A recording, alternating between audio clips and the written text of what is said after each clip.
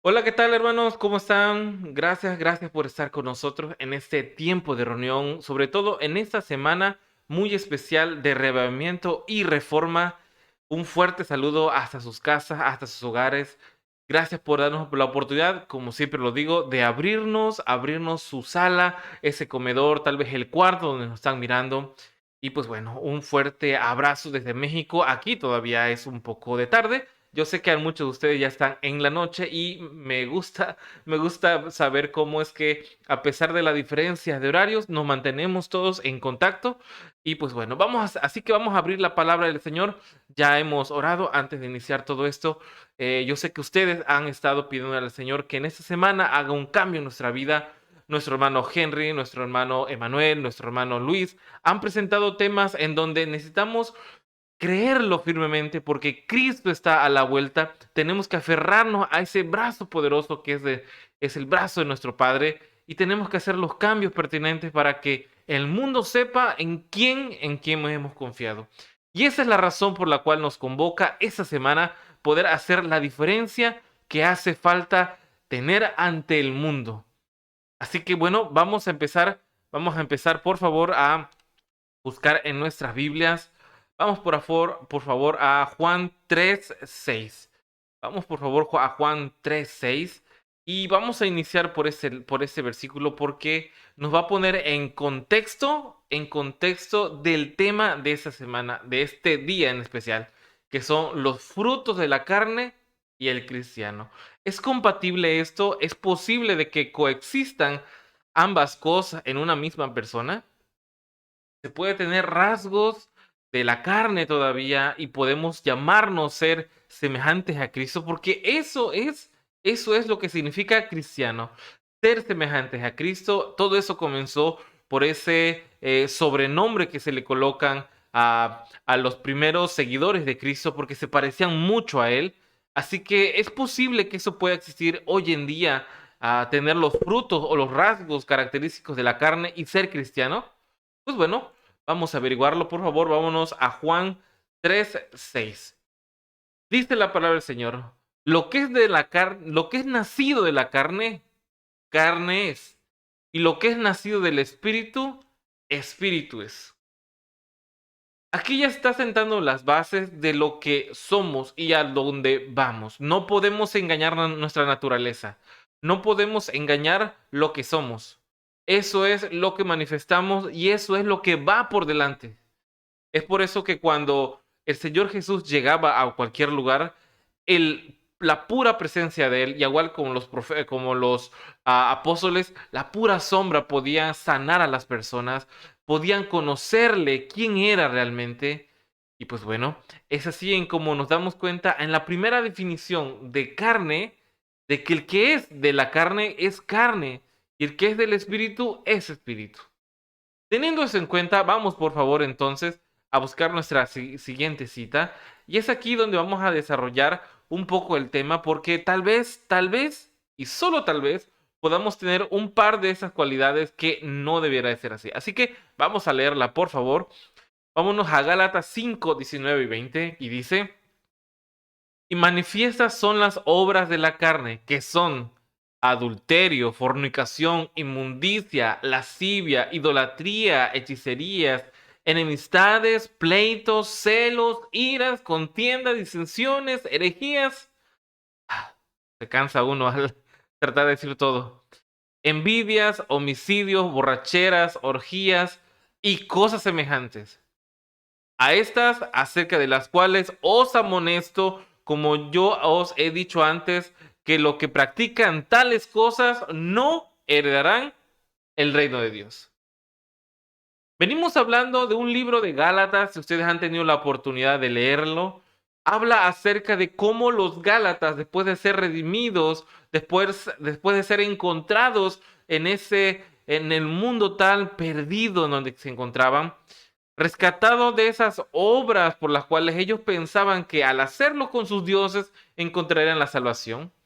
Después de ser redimidos, después de haber encontrado la salvación, ellos estaban apegando nuevamente a ritos y estaban apegándose a ciertas obras de la ley para poder encontrar en ellos ciertos méritos y poder encontrar la salvación. Y es por eso que en ese sentido encontramos en este último capítulo de Gálatas cómo se empieza a describir que a pesar de esta búsqueda incesante en las obras, ellos seguían teniendo muchas cualidades negativas. Y es así en donde vamos a hacer las preguntas. Tal vez nosotros podemos decir, bueno, adulterio, fornicación, inmundicia y lascivia, no lo tengo. Bueno, no hace falta que me lo digas y que lo confieses tal vez con la persona que está al lado. Pero si tú todavía sigues volteando a ver a la gente, a las mujeres o a los hombres por la calle con una mentalidad que no es, aquí estás también. Si tú has pensado y solamente pensado en esa mujer de pecado que durante años lo has considerado, ya has acariciado ese pecado, bueno, aquí también estás. Y es así en donde podemos seguir avanzando y avanzando y encontrando problemas que aún arrastramos como hijos de Dios. Y uno se pregunta, pero ¿cómo es eso posible? ¿Me he salido yo de una iglesia corporativa? Conozco todas aquellas cosas, tradiciones y costumbres que tal vez en esa iglesia se practica y ahora me vienes a decir que yo también estoy siendo arrastrado por la carne. Sí, en efecto, eso es lo que yo trato de decir. Porque todas aquellas cosas que hiciste para avanzar en la verdad, es de celebrar, es de entender que hiciste un gran esfuerzo y que tal vez has perdido amistades, tal vez has perdido tu círculo cercano, pero hoy no te estoy llamando a eso. Yo no te estoy llamando a ser simplemente un revolucionario, alguien que está solamente en contra de una ideología, alguien que está convencido que el color verde no es color verde, sino es color amarillo. Yo no me estoy refiriendo a eso. Yo me estoy refiriendo a una conversión completa. Y es por eso cuando seguimos leyendo, por ejemplo, el 20, dice idolatrías, hechicerías, enemistades, pleitos, celos, iras. Yo voy a hacer un comentario aquí, que, bueno, algunos otros hermanos yo lo hice, acerca de ciertas cualidades que en la actualidad una pareja puede tener. Antes se le llamaba a eso como una familia disfuncional. Hoy por hoy en las redes sociales se le conoce como una pareja tóxica. O sea, una familia o una pareja de esposo y esposa en lo que, pues bueno, no se llevan bien.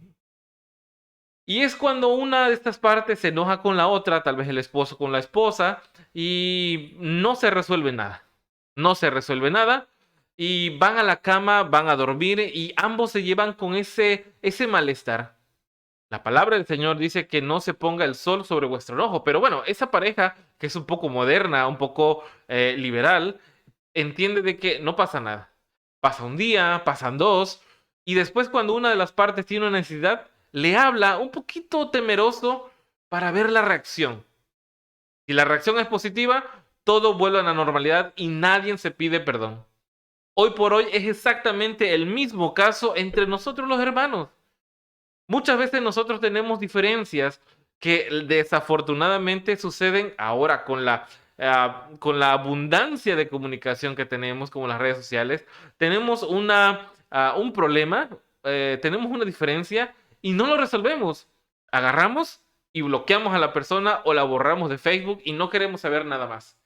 Inventamos ciertas cosas para poder ocultar nuestro enojo con la persona, tal vez decir que, no sé, me robaron la contraseña, muchas cosas.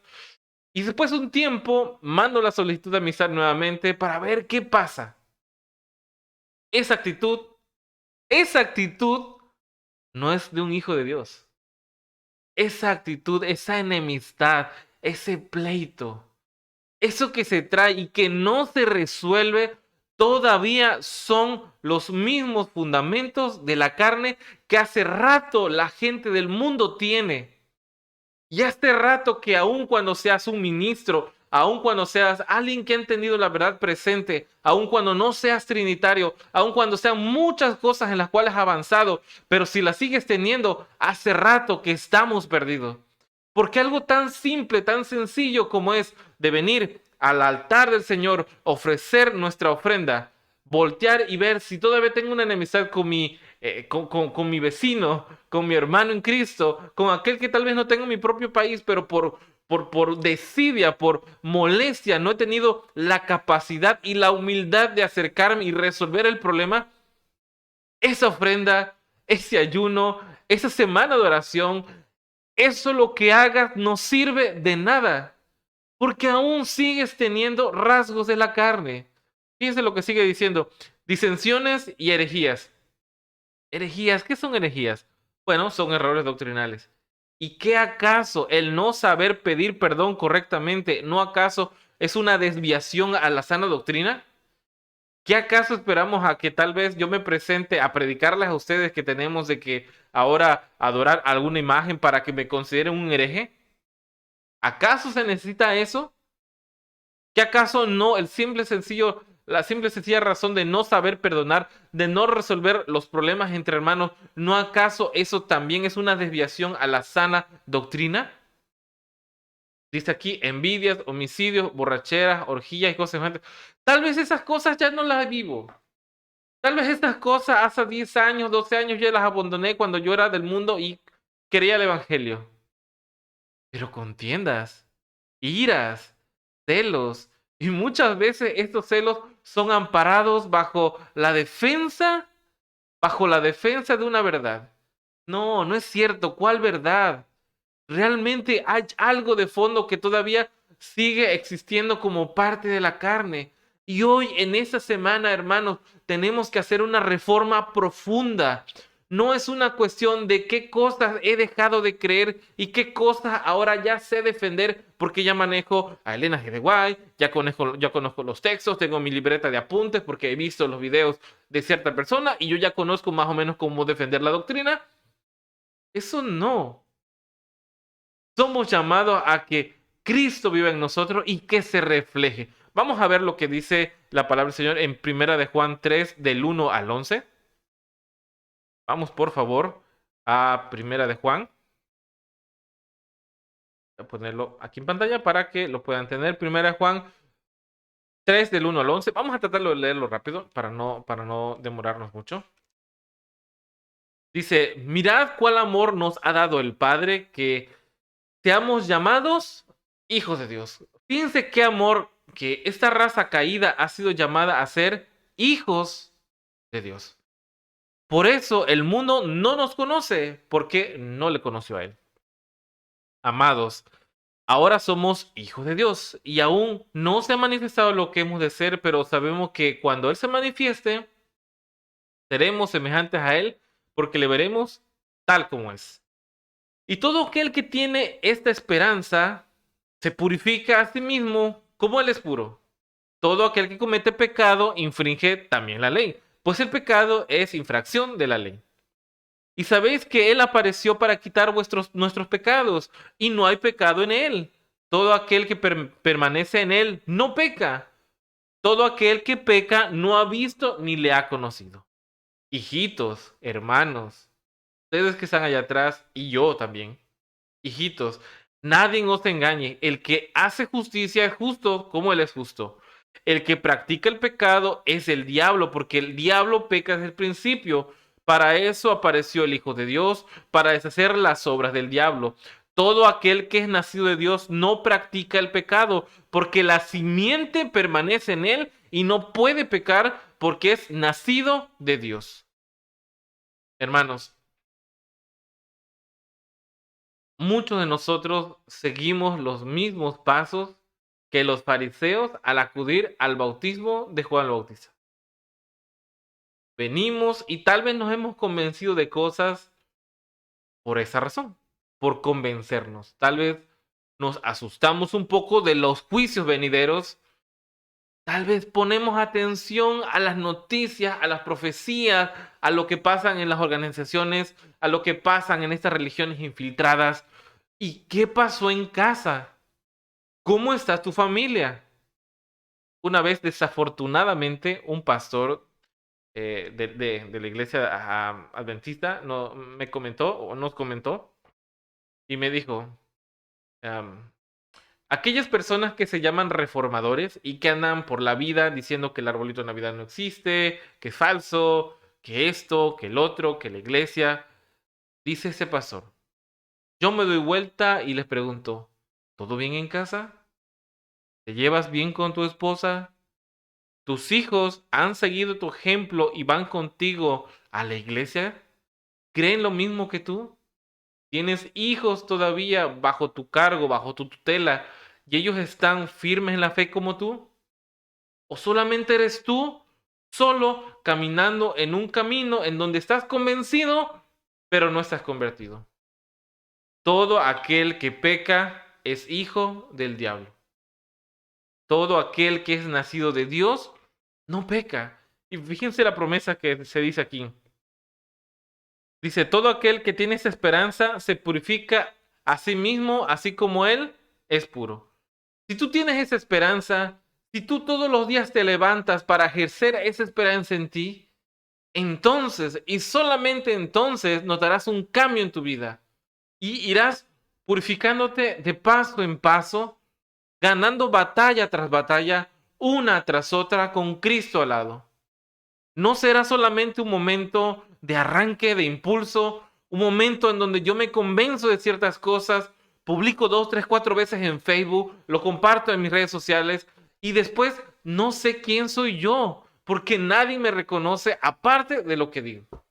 No solamente hace falta que la gente nos reconoce por lo que decimos, sino por lo que vivimos y por lo que somos. Vamos a leer un caso triste, pero está escrito en la Biblia para eso, para aprender y avanzar. Vámonos a Primera de Samuel 2, por favor. Primera de Samuel 2, del 23 al 25. Sabemos un poco el contexto de esta situación. Los hijos de Eli eran unos, dice la palabra del Señor, unos versículos más arriba, que eran sacerdotes, oficiaban en el templo, y dice, y no conocían a Jehová. ¿Ustedes creen que los hijos de Eli no conocían a Jehová?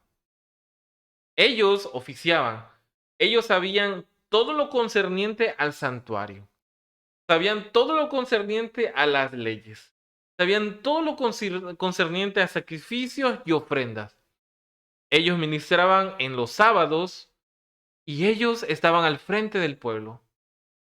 Pero a pesar de todo el conocimiento, dice el Señor, ellos no conocían a Jehová. ¿Cómo es esto posible? La palabra conocer en la Biblia se ocupa en varias formas, pero una de las cuales se ocupa más y más acertado a ese ejemplo es en Génesis, cuando se dice que Adán conoció a su esposa Eva y el fruto de este conocer tuvo resultado a Abel, a Set, a Caín. Así que el fruto de conocer a Jehová, ¿cuáles son?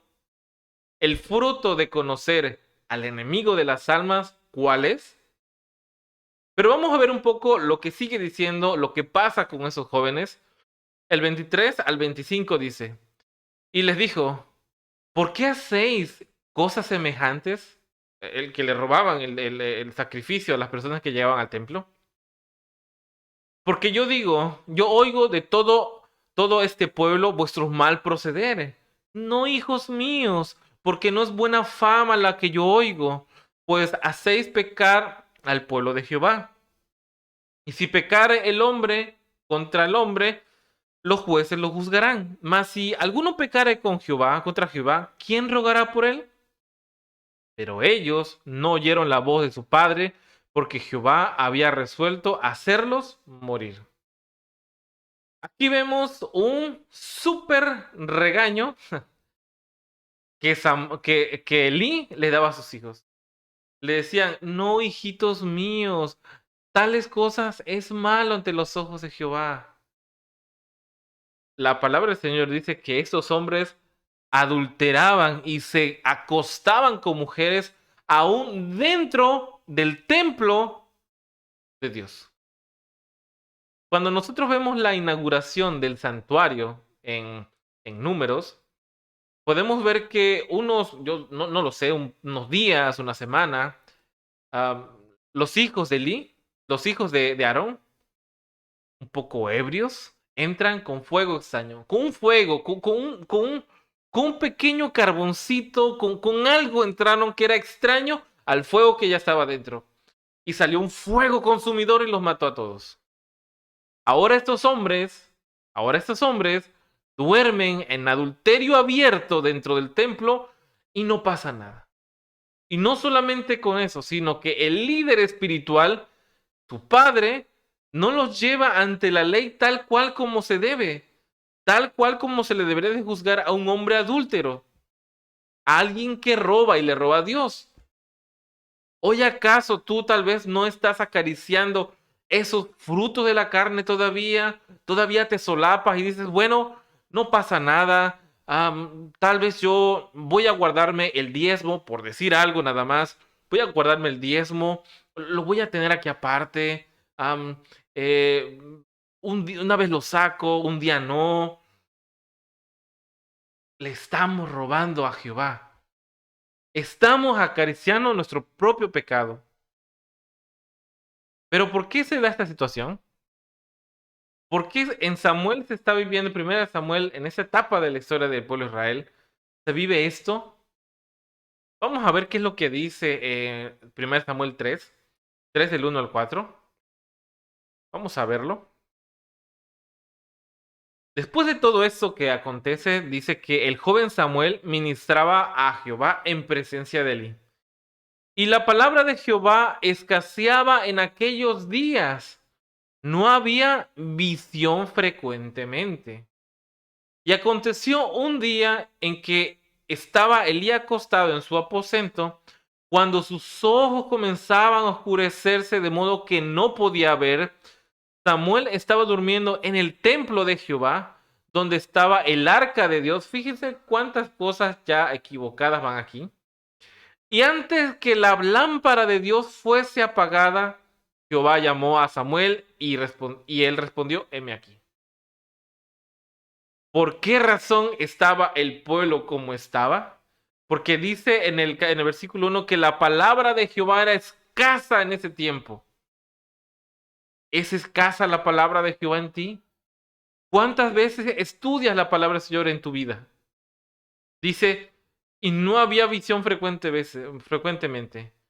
¿Cuántas veces tú ibas a los profetas, a los escritos, a los testimonios? Buscabas y comprobabas que si lo que tú habías creído es correcto. ¿Cuántas veces lo has hecho? ¿O solamente lo hacemos porque en la escuela sabática nos los piden? ¿O acaso esperamos de que alguien suba un tema interesante y es a partir de ahí en que yo empiezo a generar un estudio? Es por eso porque no hay poder en nuestra vida. Es por eso por lo cual no tenemos un escudo y una armadura que pueda resistir ante los frutos, para que no nazcan más los frutos de la carne en nosotros. Otra de las cosas que se dice es de que la lámpara estaba a punto de apagarse. Si algunos de ustedes han visto en la historia, la lámpara de Jehová no se apagaba. ¿Será acaso que hoy la lámpara se está apagando en nosotros? ¿Acaso no es momento de hacer un alto en todo lo que estamos haciendo y ver si realmente lo que hemos avanzado hasta ahora en nuestro caminar cristiano simplemente ha sido movido porque nos hemos convencido de muchas cosas, pero seguimos siendo el hombre iracundo, esa mujer chismosa, el deudor que le debe a cualquier persona que nos presta dinero? Seguimos teniendo esos malos hábitos al comer, seguimos siendo intemperantes, seguimos robando a Dios con los diezmos, estamos convencidos, pero no estamos convencidos de que hoy por hoy tenemos que hacer un cambio. Vámonos por favor a la siguiente cita para ir avanzando rápido. Apocalipsis 18, 4 al 5. Dice esto. Y oí otra voz en el cielo que decía, salid de ella, pueblo mío, para que no seáis partícipe de sus pecados ni recibáis sus plagas, porque sus pecados han llegado hasta el cielo y Dios se acordó de sus maldades. Este mensaje de salir de Babilonia no fue dado para otra persona más que a su pueblo. Su pueblo, ¿cómo es posible que su pueblo sea Babilonia? Nosotros tal vez ya no estamos en una entidad o en una organización, en un local que pertenece tal vez a una institución religiosa caída, pero Babilonia sigue estando aquí. El comportamiento con mi esposa sigue estando como el de Babilonia. El comportamiento con mis hermanos, porque cuando yo me equivoco y hay una disensión entre nosotros, no soy capaz de acercarme y pedir perdón, hacer las cuentas tal cual como lo dice Mateo 18. Babilonia sigue viviendo acá. Y eso es lo de preocupar, hermanos. Hace rato que nosotros estamos simplemente, perdón porque lo diga de esa manera, pero estamos perdiendo tiempo muy valioso que tiene que ver con el crecimiento espiritual. Ahora vamos a ver los frutos del Espíritu. Vamos a verlo, vamos a regresarnos a Gálatas 5, pero ahora lo vamos a hacer del 25 al 29. Del 22 al 25, perdón.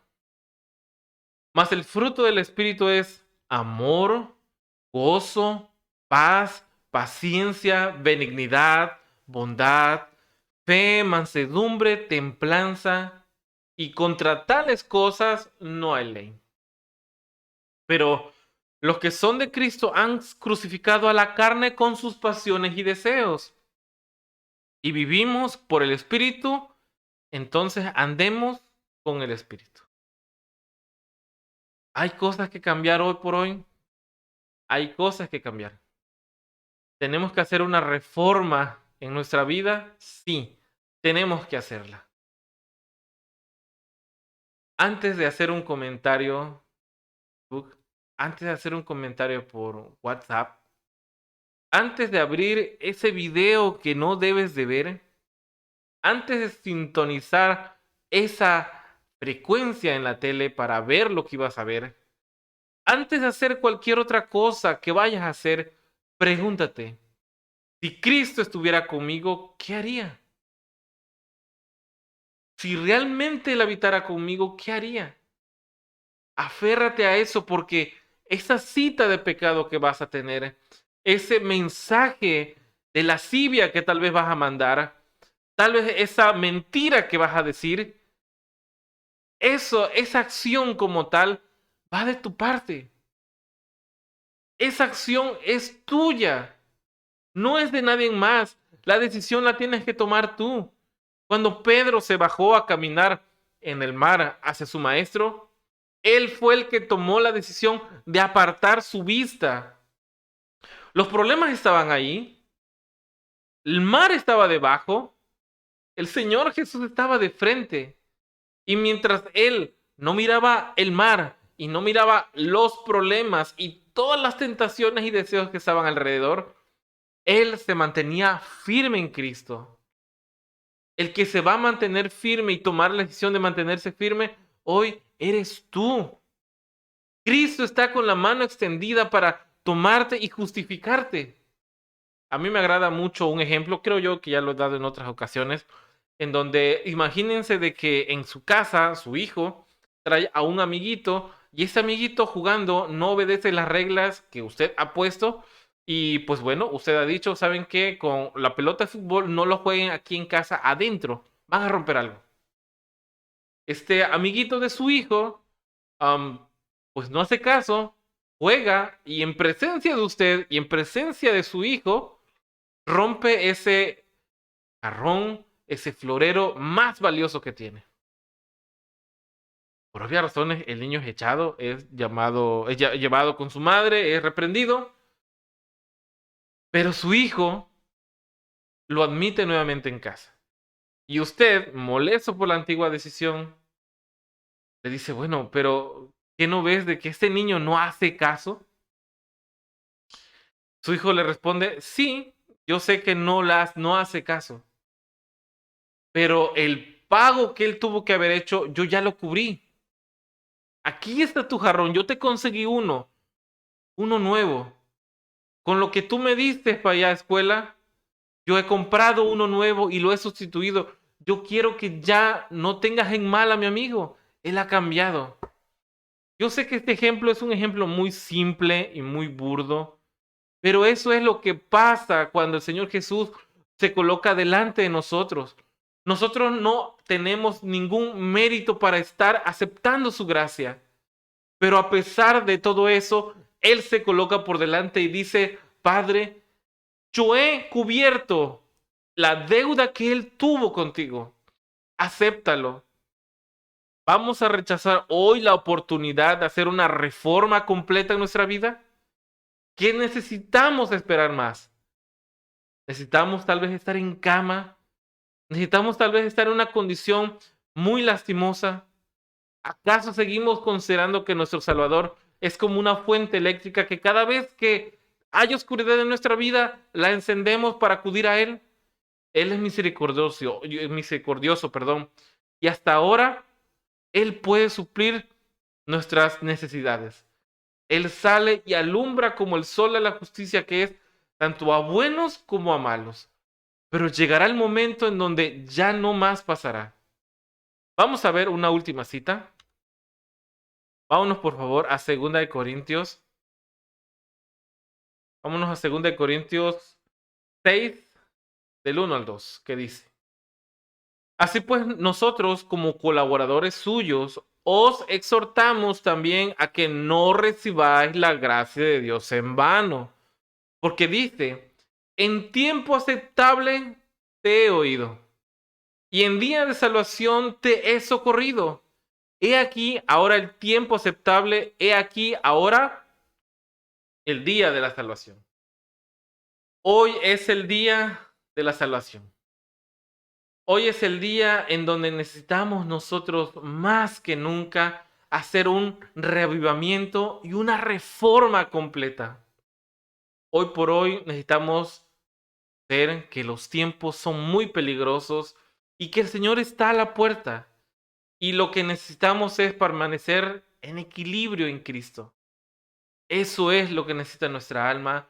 Ese es el vacío que tú sientes en tu vida, que tal vez lo estás llenando con otras cosas que no son los frutos del Espíritu. Dale oportunidad a Cristo entonces de que entre en ti y que Él en ti ponga su simiente, esa semilla en la cual fue profetizado a Abraham para que fuera una bendición para todos. Y como buena semilla va a caer en ti y va a florear y va a dar frutos. La pregunta es, ¿qué tipo de terreno eres tú? ¿Qué tipo de terreno te encuentras ahora? Tenemos que ser entonces un fruto, una tierra donde pueda plantarse semilla y que crezcan esos frutos de espíritu. Pues bueno, hermano, muchísimas gracias por estar con nosotros, por lo menos en ese momento de reflexión, en ese momento en donde buscamos estar en unidad, sobre todo en Cristo, y ahí vamos a poder ver el desenlace correspondiente que es el llegar a la patria celestial. Así que agradezco a todos. El día de mañana vamos a tener otra reflexión más. Vamos a estar con nuestro hermano Víctor. Por aquí van a aparecer los enlaces. Así que Dios los bendiga, hermanos. Y sobre todo, gracias a ustedes por hacer posible estas transmisiones. Y antes que nada, hay que pedirle perdón a nuestro Señor. Así que nos estamos viendo en otra próxima misión y que el Señor nos ampare.